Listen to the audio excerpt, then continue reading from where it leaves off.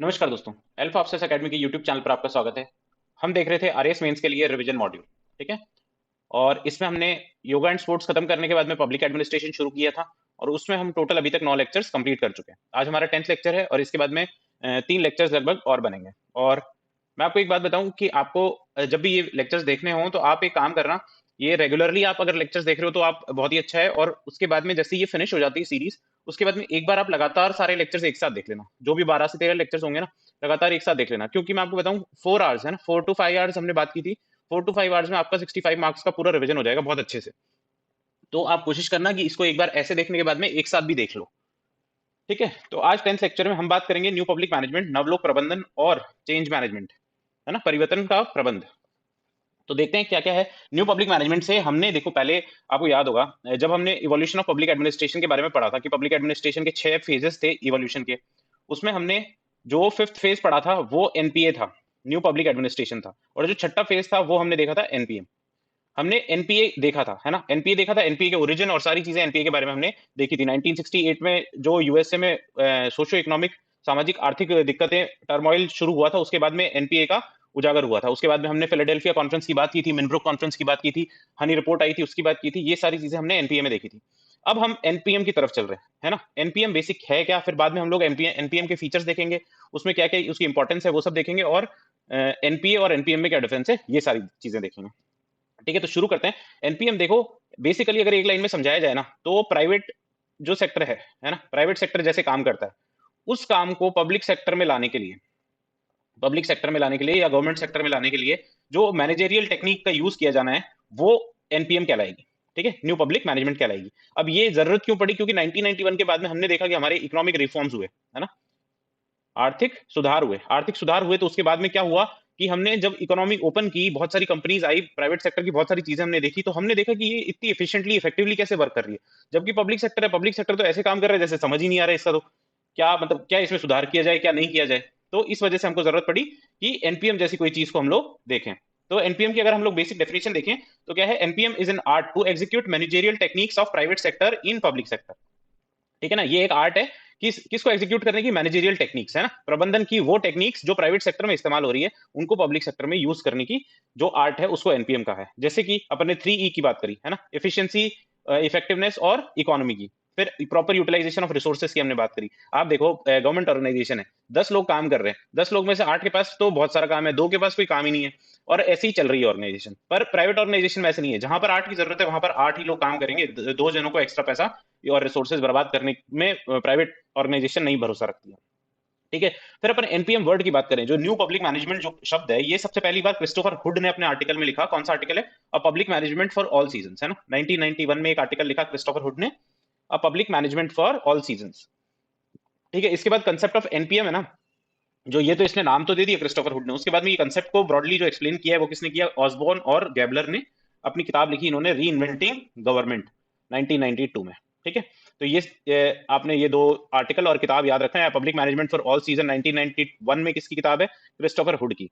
और ये जो री इन्वेंटिंग गवर्नमेंट ये किसकी किताब है, ऑसबॉर्न गैबलर की, ये 1992 में लिखी गई थी। ये क्या क्या एक्सप्लेन करती है, एनपीएम वर्ड तो क्रिस्टोफर हुड ने दिया, और एनपीएम का जो कंसेप्ट है उसको ब्रॉडली एक्सप्लेन किसने किया, ऑसबॉर्न और गैबलर ने। फिर अपन बात करें तो एनपीएम को कुछ और नामों से भी जाना जाता है, जैसे यूए गन, है ना, यूए गन इसको कहते हैं तीसरा रास्ता, द थर्ड वे, है ना, थर्ड वे, यूए गन एक स्कॉलर है वो इसको थर्ड वे कहते हैं। फिर ये जो ऑसबॉर्न और गैबलर जिन्होंने किताब लिखी थी उस वो कह रहे हैं इसको इंटरप्रेन्योरल एडमिनिस्ट्रेशन, है ना। तो ये इंटरप्रेन्योर के बेसिस पे काम करते हैं, इसलिए इसका नाम ये रखा। फिर पोस्ट ब्यूरोक्रेटिक मॉडल भी इसको कहा जाता है, और क्रिस्टोफर पॉलिट नाम के एक स्कॉलर है वो इसको मैनेजेरियलिज्म कहते हैं।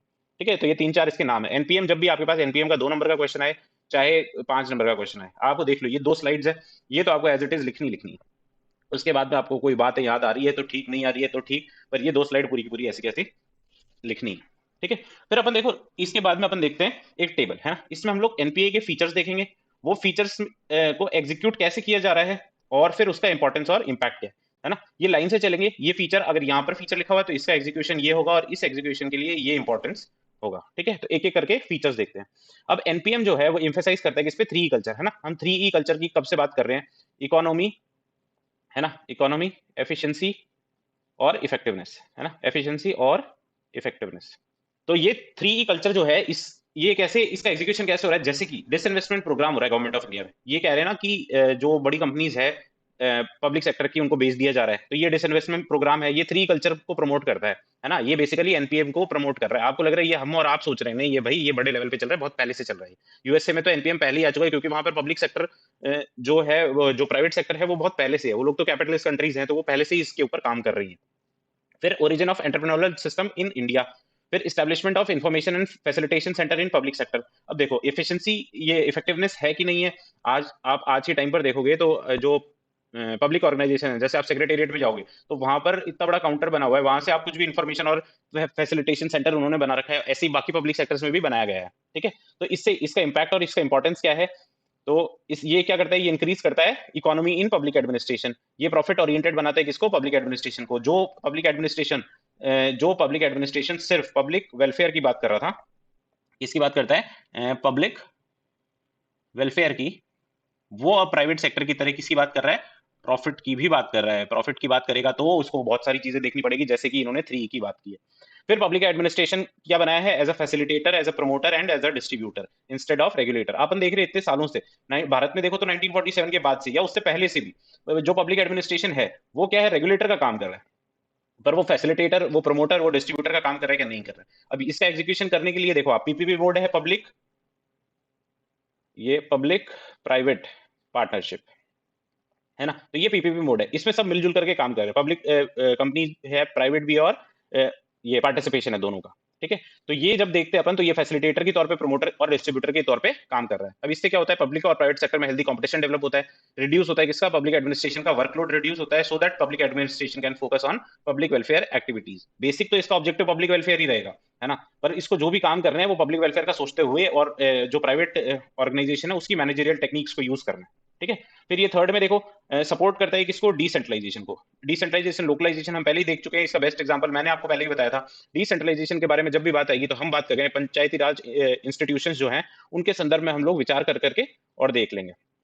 ठीक है, तो ऐसे ही देखते हैं अपन कि ये सपोर्ट डिसेंट्रलाइजेशन को कैसे इसका एग्जीक्यूशन किया गया। पंचायती राज इंस्टीट्यूशन और यूएलबी आया, 93rd 94th constitutional amendment act आए। फिर क्या आया उसके बाद में, रिकमेंडेड 14 फाइनेंस कमीशन ने क्या रिकमेंड किया, इसने रिकमेंड किया रेवेन्यू ट्रांसफर स्टेट को। ठीक है, 32% से 42% कर दिया, बढ़ा दिया 10%। तो ये भी क्या करता है, डिसेंट्रलाइजेशन को ही सपोर्ट कर रहा है। ठीक है, तो अब देखें कि जैसे ये जब डिसेंट्रलाइजेशन को ये सपोर्ट कर रहा है, तो अब इससे फायदा क्या हो रहा है, इसका इंपॉर्टेंस क्या है, इंपैक्ट क्या है, कि लोकल गवर्नमेंट जो होगी वो इंपावर्ड रहेगी, है ना। डिसेंट्रलाइजेशन होगा तो पावर कहाँ आ रही है, सेंटर से, ये सेंटर है यहाँ से स्टेट की ओर आ रही है, और स्टेट से पंचायती राज इंस्टीट्यूशंस की ओर आ रही है। ठीक है, और ये इंश्योर क्या करता है, effective execution of government programs policies, है ना, ग्राउंड लेवल पे, है ना। आप ऊपर बैठे पॉलिसीज तो बना रहे हो, पर क्या वो पॉलिसीज इंप्लीमेंट हो रही है, उसका एग्जीक्यूशन प्रॉपर हो रहा है, तो ये इंश्योर कौन करेगा, डिसेंट्रलाइजेशन या लोकलाइजेशन। ये देखो बेसिक तीन फीचर्स हम लोग एनपीएम के देखेंगे आगे, तो डिसेंट्रलाइजेशन, लोकलाइजेशन उसमें से एक फीचर है। ठीक है, उसके अलावा एक्सटर्नलाइजेशन और ड्यू ब्यूरोक्रेटाइजेशन है, वो हम लोग आगे देखेंगे। फिर चौथे में देखो एम्फेसिस ऑन ट्रांसपेरेंसी, है ना, ये ट्रांसपेरेंसी पे भी एम्फेसाइज करता है, और ये अपन देखें इसका एग्जीक्यूशन ई गवर्नेंस से होता है ना। यूज ऑफ इलेक्ट्रॉनिक मीडिया या इन्फॉर्मेशन टेक्नोलॉजी इन गवर्नेंस क्या है, ई गवर्नेंस है। ये एग्जीक्यूशन है किसका, ट्रांसपेरेंसी के ऊपर एम्फेसिस डालने का। फिर right to information act RTI अपन 2005 वाला देखें, तो उससे भी क्या हो रहा है, ट्रांसपेरेंसी तो बढ़ रही है। फिर इसके इंपॉर्टेंस अगर इसका देखें तो ये एडमिनिस्ट्रेशन में करप्शन को रिड्यूस करता है, पब्लिक पार्टिसिपेशन को बढ़ाता है, फेथ इन पब्लिक एडमिनिस्ट्रेशन में पब्लिक की फेथ को बढ़ाता है। फिर ये एडमिनिस्ट्रेशन प्रोसेस को सिंप्लीफाई कर देता है, कि आप जब जानकारी ले सकते हो, ये ई गवर्नेंस है, तो इससे क्या है, प्रोसेस सिंप्लीफाई हो जाता है। फिर देखो आगे अपन देखें तो एक्सटेंशन ऑफ कॉन्ट्रैक्ट मेथड है। अब कॉन्ट्रैक्ट मेथड को एक्सटेंड करना, जो एक्सटर्नलाइजेशन है वो किस तरीके से किया जा रहा है, इसका एग्जीक्यूशन हो रहा है पीपीपी मॉडल के थ्रू, है ना, पब्लिक प्राइवेट पार्टनरशिप मॉडल के थ्रू। अब ये जब पीपीपी मॉडल में आ जाएगा तो इसका इंपॉर्टेंस हो जाएगा कि ये रिड्यूस करेगा वर्क बर्डन किसका, गवर्नमेंट या पब्लिक सेक्टर का, है ना। और आपको पता है गवर्नमेंट या पब्लिक सेक्टर है ऑलरेडी ओवरबर्डनड है, जब पीपीपी मोड आ जाएगा, पब्लिक प्राइवेट पार्टनरशिप में आ जाएंगे, तो ये एग्जीक्यूशन भी प्रॉपर होगा। और कॉन्ट्रैक्ट मेथड आपको पता होगा, जैसे आपको अगर याद हो तो पहले लाइनमैन की भर्ती आती थी, ये जो खंबे पर इलेक्ट्रिसिटी रिपेयर करने के लिए लाइनमैन आते थे। अब आप देख लो कहीं पर भी लाइनमैन की भर्ती आती नहीं है, अब डायरेक्टली होता है क्या है, एक पिकअप आती है, उसमें ये पिकअप है मान लो, और ये पिकअप में क्या है, सीडी, परमानेंटली सीडी लगी रहती है, आप फोन करो वो तुरंत आते हैं और आपका काम हो जाता है।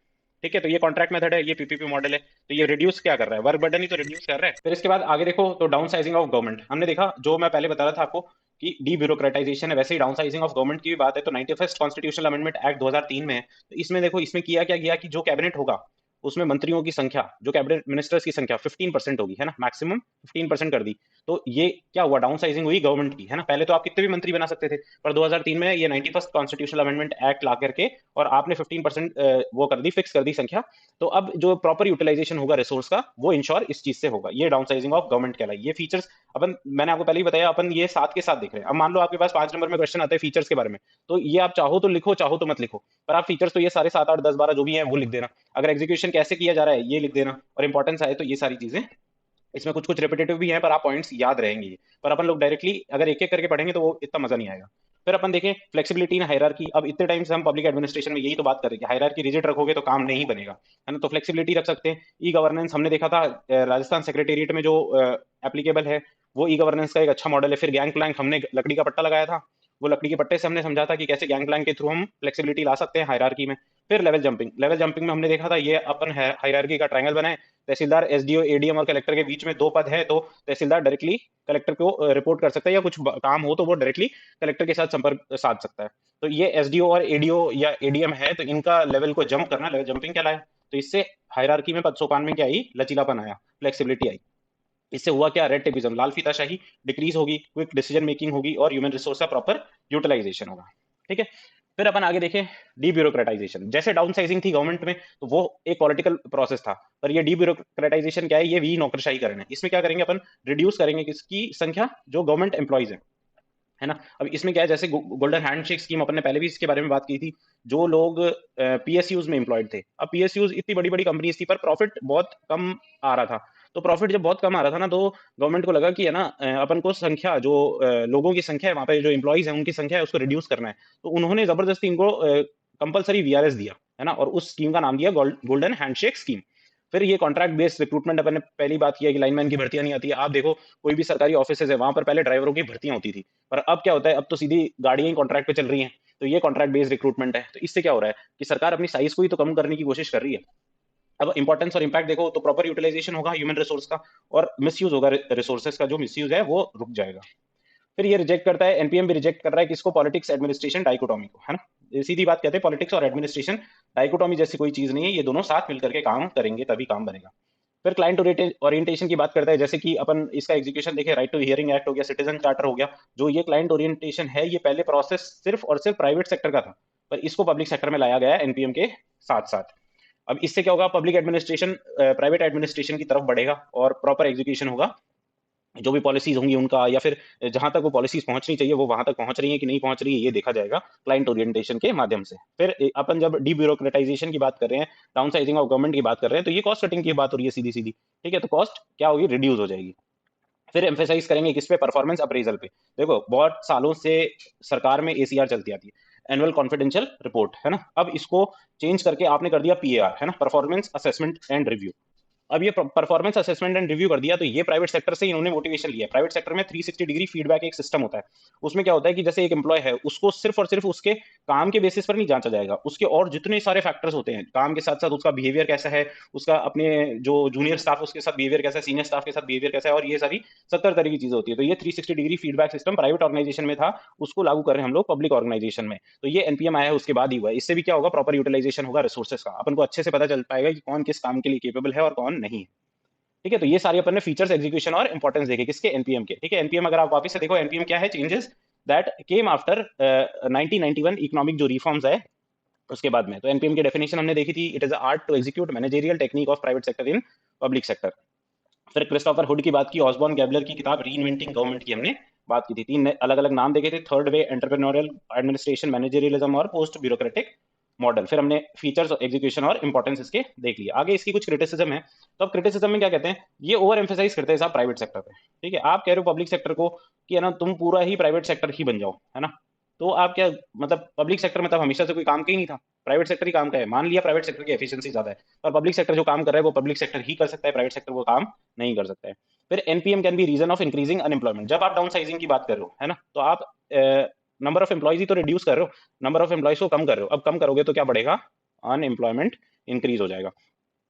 फिर लेटरल एंट्री जैसी स्कीम से सिविल सर्वेंट्स का मोरल डाउन होता है। आप सोचो एक सिविल सर्वेंट सीनियर 20 साल 22 साल सीनियर स्केल पे है ना, 16 साल सुपर टाइम स्केल पे ये आईएएस ऑफिसर आएगा, तब तक वो एसीएस बनेगा, और इधर डायरेक्टली कोई प्राइवेट ऑर्गेनाइजेशन है, उसका मैनेजर है या उसका सीईओ है, वो डायरेक्टली आकर के एसीएस लेवल पे बैठ रहा है, तो ये लोग क्या, इनके बीच में कॉन्फ्लिक्ट हमेशा से चलता ही रहता है, तो ये मोरल सिविल सर्वेंट्स का डाउन करते हैं। फिर ओनली पब्लिक, और ये लोग कहते हैं कि सिक्योरिटी और पब्लिक वेलफेयर का जो काम है ना, ये सिर्फ पब्लिक ऑर्गेनाइजेशन को ही करना चाहिए, क्योंकि प्राइवेट ऑर्गेनाइजेशन ये उतनी मन से और उतनी दृढ़ता से नहीं कर सकते जितनी पब्लिक ऑर्गेनाइजेशन करेगी। जैसे आपको पता है कि पहले सिक्योरिटी का जो काम है वो यूएसए में प्राइवेटाइज कर दिया गया था काफी ज्यादा हद तक। फिर जैसे ही इनके जो 9/11 अटैक हुआ, उसके बाद में इनको समझ में आया कि सिक्योरिटी जैसी जो चीज है वो तो हम लोग कम से कम प्राइवेटाइज नहीं कर सकते हैं, ठीक है, उसको तो अपने को पब्लिक जो एडमिनिस्ट्रेशन है उसी के हाथ में रखना पड़ेगा, तभी काम अच्छे से हो पाएगा सिक्योरिटी का। ठीक है, तो ये बात हो गई, अपन ने क्रिटिसिज्म देख लिया। फिर अपन देखते हैं बेसिक डिफरेंस एनपीए और एनपीएम में।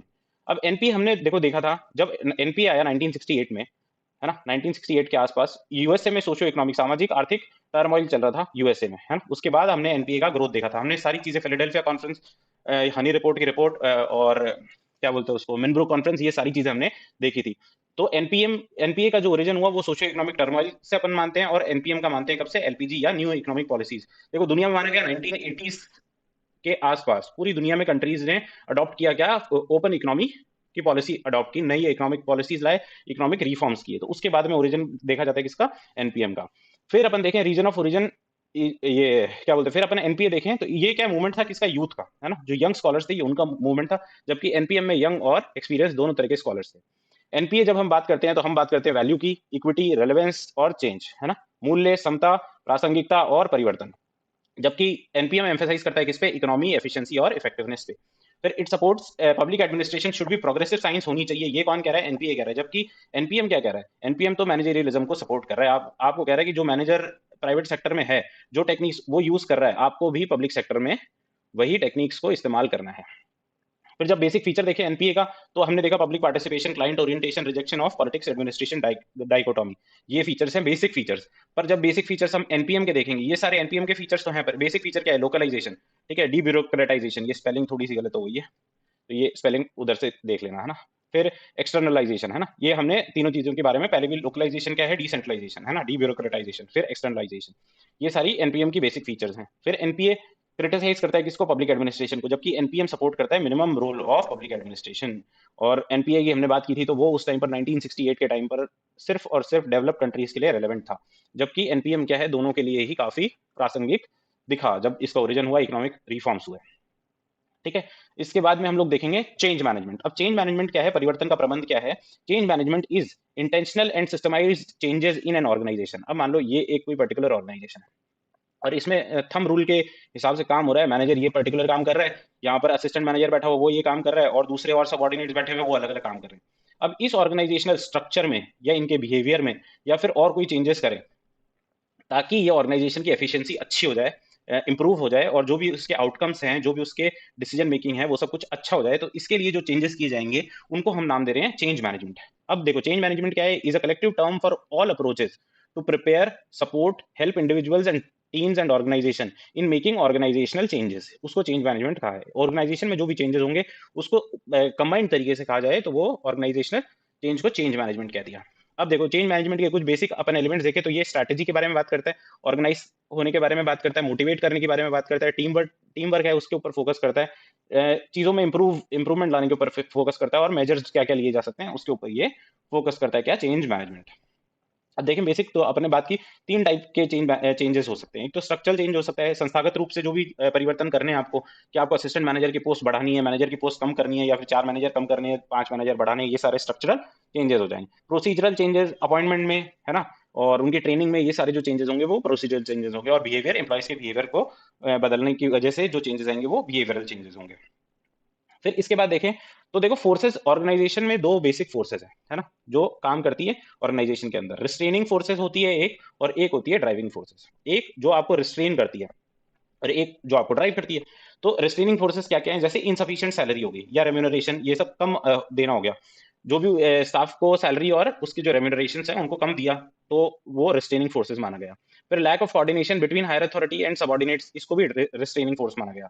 फिर नेगेटिव वर्किंग कंडीशन, आपको ये ऐसी वर्किंग कंडीशन क्रिएट कर रहे हो जो एम्प्लॉइज के लिए नेगेटिव मानी जा रही है, उसको रिस्ट्रेनिंग फोर्सेज माना गया। वहीं पर ड्राइविंग फोर्सेज देखें तो सफिशिएंट सैलरी, अच्छी सैलरी दी, कोर्डियल रिलेशंस बनाए किसके बीच में, हायर अथॉरिटी और सबऑर्डिनेट्स के बीच में, और पॉजिटिव वर्किंग कंडीशन अपन स्टैब्लिश करेंगे एम्प्लॉइज के लिए, तो ये ड्राइविंग फोर्सेज हो गए। अब it is the responsibility of higher higher authority, है ना, टू मिनिमाइज रिस्ट्रेनिंग फोर्सेज को, तो हम क्या करेंगे, मिनिमाइज करेंगे और मैक्सिमाइज करेंगे ड्राइविंग फोर्सेज को। ठीक है, तो ये बात हमको ध्यान रखनी है।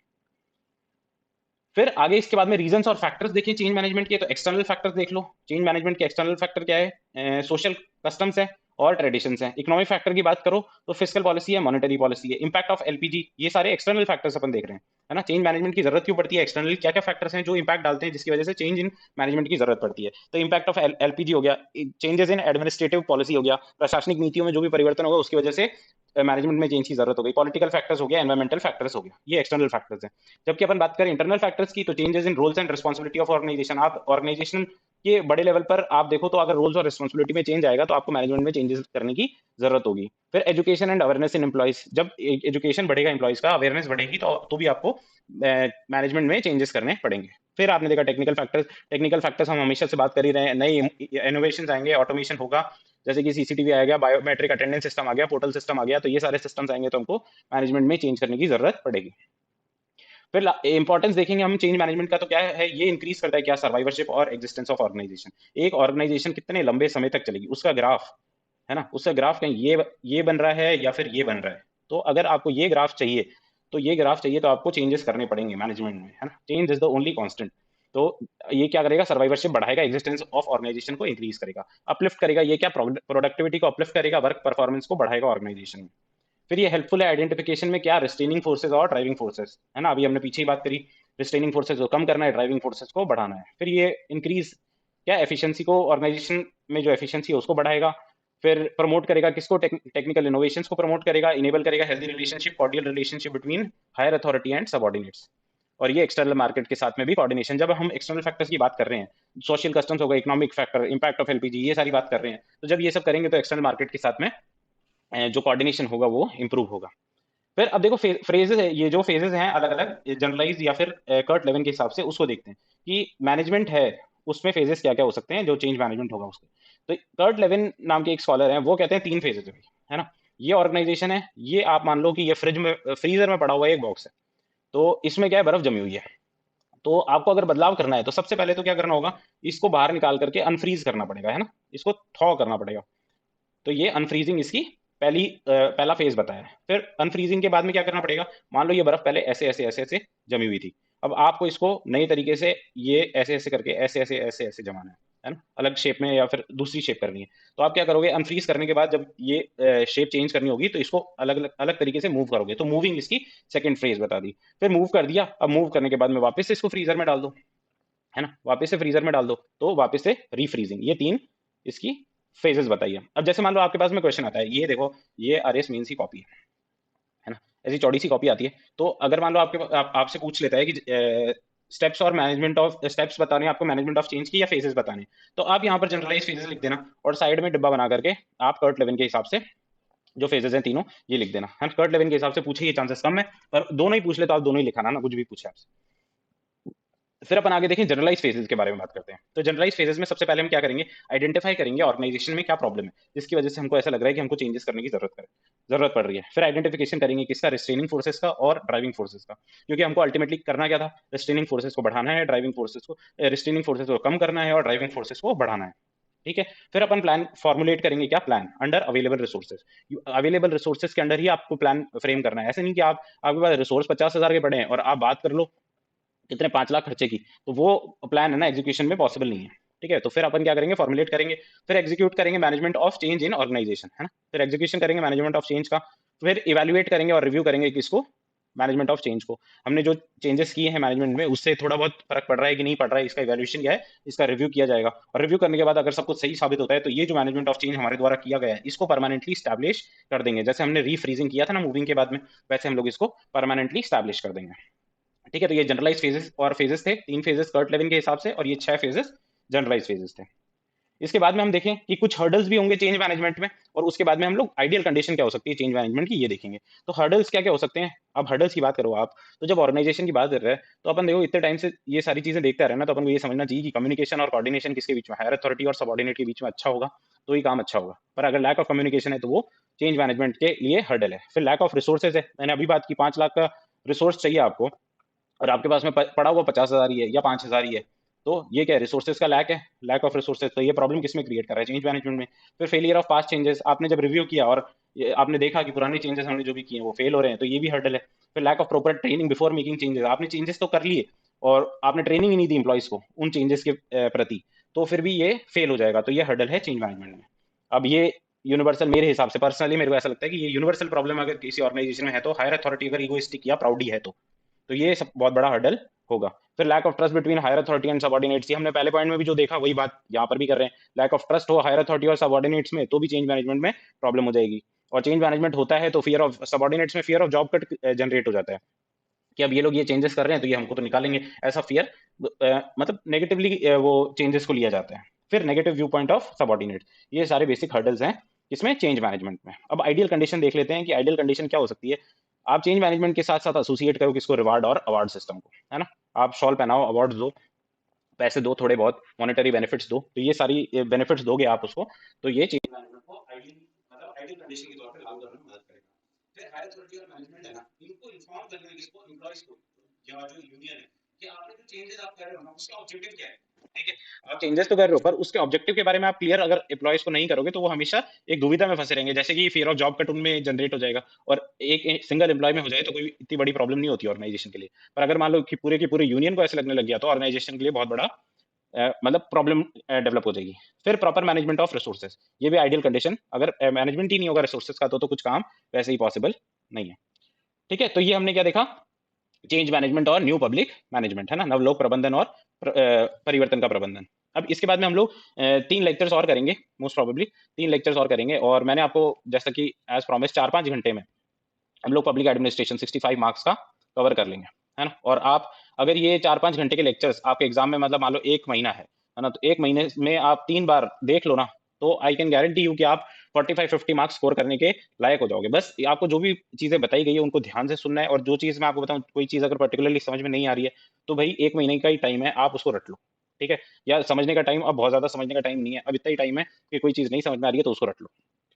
ठीक है, तो बहुत बहुत धन्यवाद आपका, मिलते हैं हम लोग नेक्स्ट